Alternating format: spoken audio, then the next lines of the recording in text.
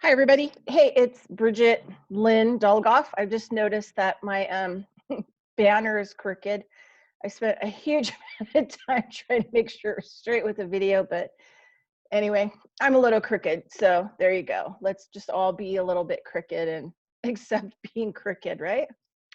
Um, Today is, I think I got the date wrong for yesterday. So today is April 7th, 2020. It's Tuesday. And we're going to discuss allergies, right? And recommendations for those allergies. So I do have a blog. I'm putting together a blog with references and links and things like that that go along with this educational video, 20 minutes with Bridgette. Something I'm doing for 30 days just to try it out, see how it goes. People can watch the sessions live. There's a link on my website, COE-LLC. You can go to the pages, top one, 20 minutes with Bridgette has all those links and information that you need to listen to it live. Once it's recorded, it's going up onto Patreon, and you can find links on my website for joining Patreon so that you can watch all my educational videos. Let's see.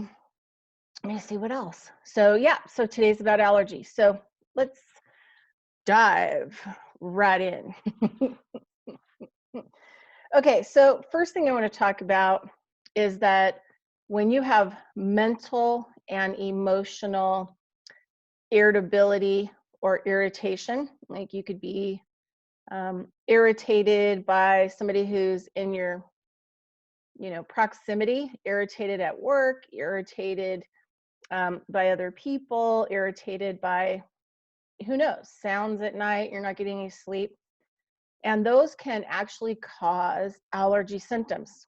A lot of, you can always tell when people are irritated, because once they get irritated, their sinuses drain because of the irritation. They have to clear their throat. So I'm always paying attention to that in myself and others. And so it can be mental and emotional irritation. So you're just irritated by something. So that something could be mental, emotional, physical, or spiritual. And so, meditation might be a good way to just, lay down. I like to lay down and meditate. For the most part, sometimes I do sit up and meditate. Depends on what information I'd like to access. So you can do like a light meditation where you just try to stop thinking, and then you can listen to your thoughts and the things that are going through your head. So for example, blah, blah, blah has really just been aggravating. If they do something one more time, and you have these kinds of statements that are going through your head, that's a pretty good indication that you're irritated.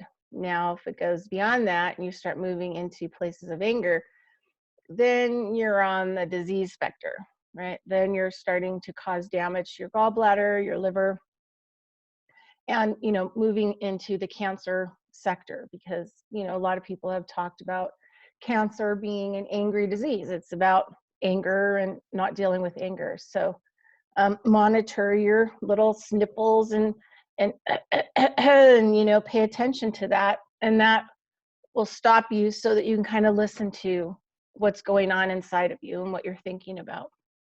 And that'll give you ideas on, I have a little bit of allergies, so I've been working on my allergies. My dog has her allergies too right now. So anyway, so let's just talk about, so the first thing that I want to do was,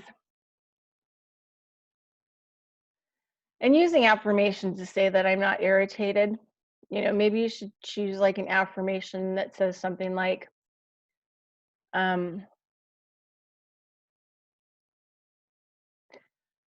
am willing to see and acknowledge and heal that which I'm irritated about. Right? That's kind of a good affirmation, because you're kind of telling the universe, okay, tell me what it is, and then you can deal with it, right? So something of that nature.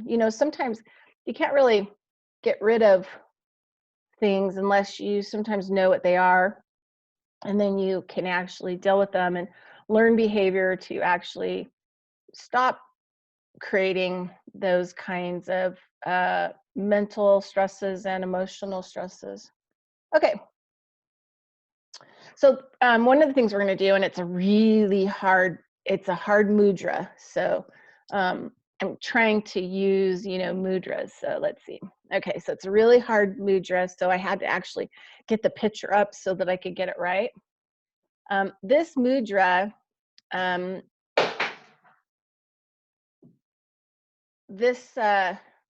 mudra is called Brahmamar mudra. And it comes from an Indian dance that resembles a bee, which is pretty cool. This mudra is actually to help allergies. So one of the things it says is that use this practice during an allergy attack or to prevent during allergy season. It may halt an allergy attack before it stops a sneezing fit. Okay, super hard one. So let's see, I have to get this just right. And I think these, not doing very good. Okay. See, it's a really, really hard one. And the key is being able to get your, hands stretched properly, right? That's the key to the whole thing. Okay, so we're going to work with what we've got. So this is about these two fingers, the thumb and the middle finger, coming together, the pointy finger being pushed down in between, right? And then these two fingers coming up, except for they're supposed to be like straight together. Okay, so here we go. We're going to do our breathing, and we're going to do 10 counts through the nose, pause, 10 counts out of the nose, pause, 10 counts in, and we're going to hold our mudra as much as we can, like to hold it, right? So you have to realize, like, there's meridians and stuff like that in the hands. And what we're doing, even though, I'm not so good at this one, the more you do it, the more that it opens up those energy fields, right? And aligns all and relaxes the tension out of the hands so that those meridian points can be open. The more tension we have, the more dis-ease, disease, and illness that we have. Tension is not our friend, okay? So, all right, so we're gonna breathe in, we're gonna do 5 times, and I'm gonna set these down on my wrists on my legs, okay? So we're gonna start breathing in. Pause. Exhale through the nose, 10 counts.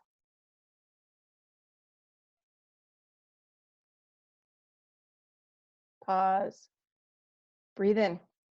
We'll do it 4 more times, holding your mudra as best you can.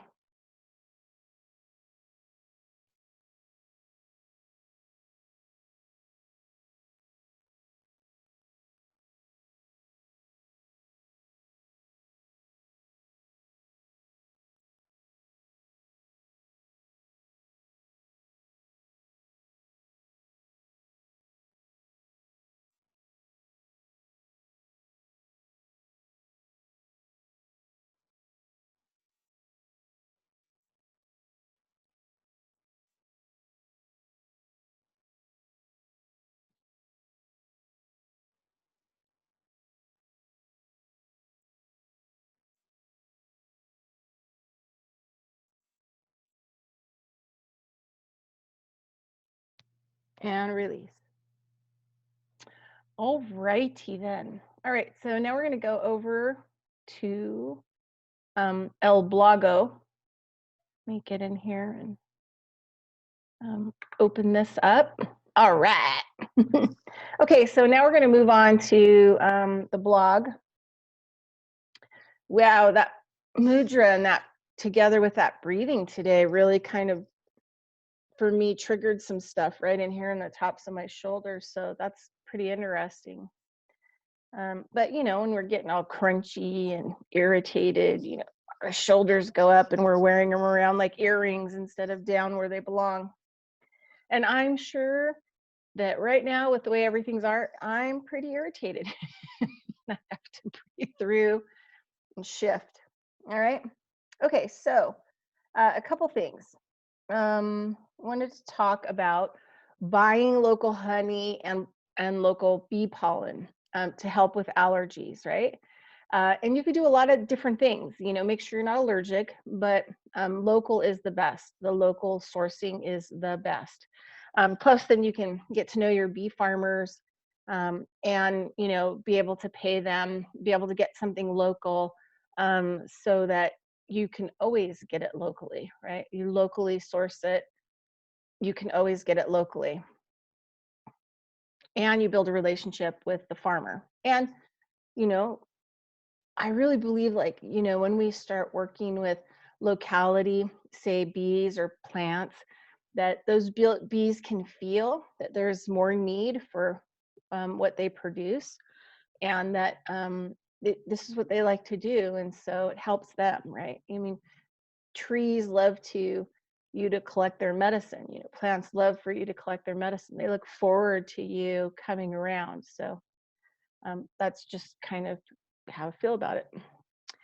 What kind of experiences I've had. So you can put honey and pollen in smoothies. You can put it in your oatmeal. You can eat it raw. You know, lots of different ways. You know, you can put bee pollen on top of your salad. And also you can add honey into the tea infusions, you know, that we're going to be talking about.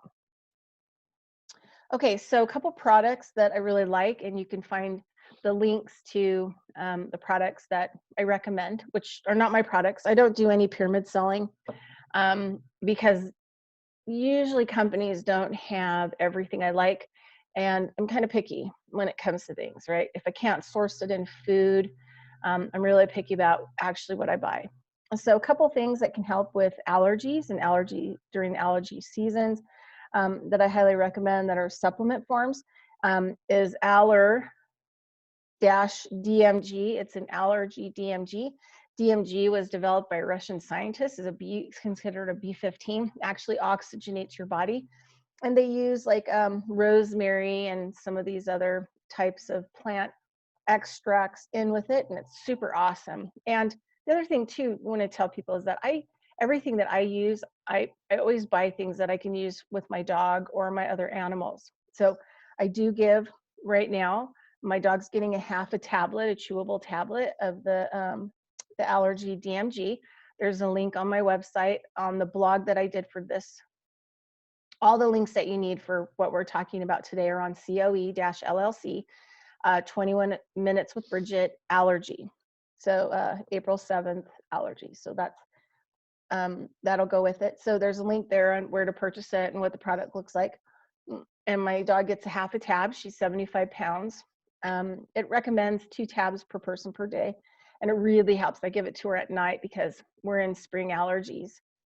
When she starts eating grass, though, like we're out on trails and the grass is growing and she starts eating it, usually her, you know, allergy symptoms will start going away because she's ingesting some of those allergies, and it kind of, you know, it's a natural inoculation, really. Okay, so the other product is organic sulfur, and there's also a link for a product that I really like. And, you know, just take it how it says. You can also give sulfur to animals. It's super good. Sulfur is one of those nutrients that we very rarely get. Sometimes if we're sitting in hot springs regularly, our bodies can absorb the sulfur through the water, but, you know, not a lot of other access to a whole lot of sulfur. So yeah, and or, you know, some people call it MSM, but it's sulfur. And it does a lot of great things. Helps with allergies, also helps with, you know, rebuilding of tendons and ligaments, cartilage. It helps to disinfect the body and the bloodstream and different places in the body. Actually helps to clean up the body. So sulfur is sorry, I got a little allergy. So yeah, so yep, so we've got that. Also too, on the webpage for, you know, drainage, and if you're nasally and you're getting stuff and you feel, you can, I put a link on there for the herb farm, and you can take fennel tincture. And you can take that recommended dosage per day, and that helps to kind of dry stuff up as well. Like I said, I like to buy things that are compatible with my animals. And so you can do that as a quick fix in your purse. Oh, you're at work, you take a couple little, one fennel droplet. Let's see what we have here. Oh, that's, there you go. Fennel. I don't know if you can see it. There you go. Herb Farm fennel. Okay. Also,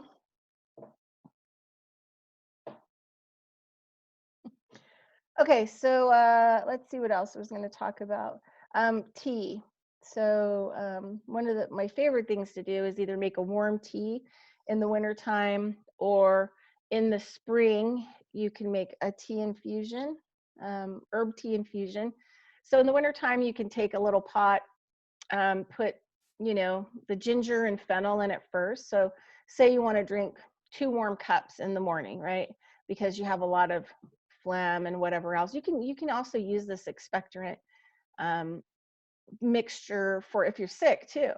And you might want to put like 2 cups of water, throw in like 1 big tablespoon of fennel, 1 big heaping tablespoon of dried nettle, and 1, teaspoon of fresh or dried ginger.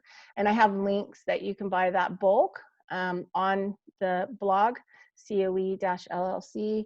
And the blog is today's date, 20 Minutes with Bridgette and Allergies. Ooh, my nose is just itching, probably because I'm talking about allergies.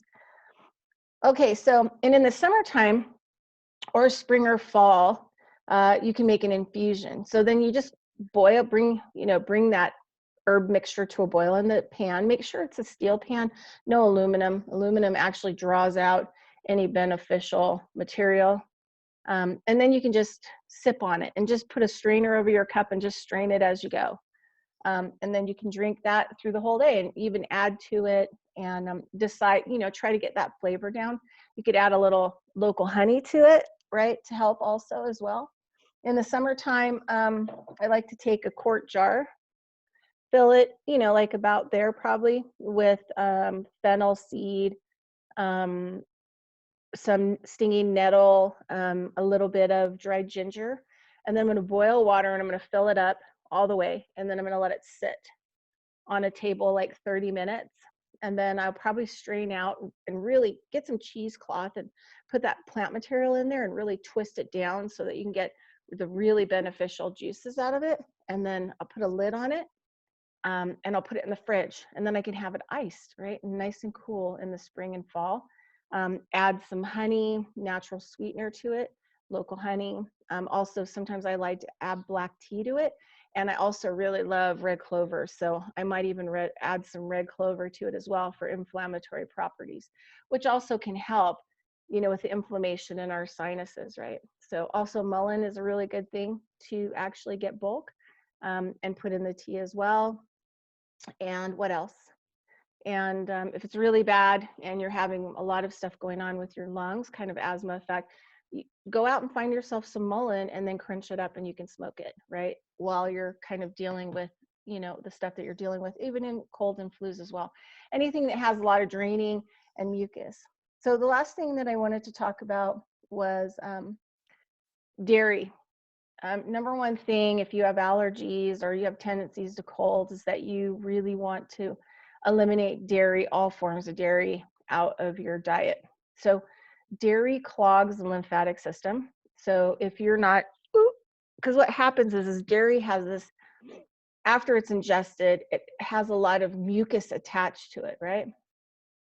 And it can actually help to make the mucus that you have, or runny nose or whatever, thicker and clog. But in your lymphatic system, what happens is that you get a lot of mucus buildup. And I know this because when I went through dairy detox, I was having these hot sweats at night, and literally I had thick, like white egg yolky type stuff like sitting on my skin, and I'd have to get up with a towel and wipe it off. And a really good friend of mine who's an immunologist from Germany helped me and said, that's all the mucus stuff that's left over from the dairy, especially cow dairy.